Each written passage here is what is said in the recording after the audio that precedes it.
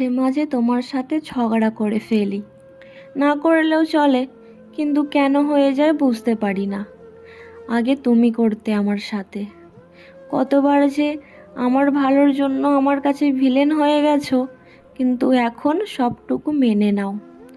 হয়তো তুমিও বুঝতে পারো যে আমার জীবনে এমন কেউ আর পড়ে নেই যে আমি ট্রাক দেখাতে পারি।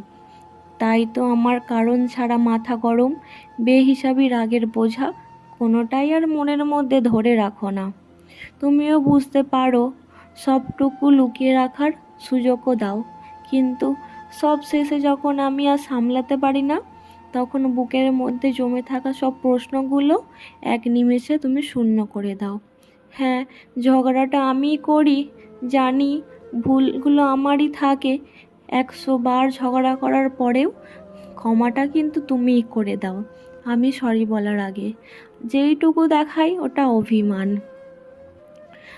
সমস্ত ঝগড়ার শেষে আমি একটাই কথা বলবো, দোষের হিসাব করো তুমি, করেছো শুধু ক্ষমা।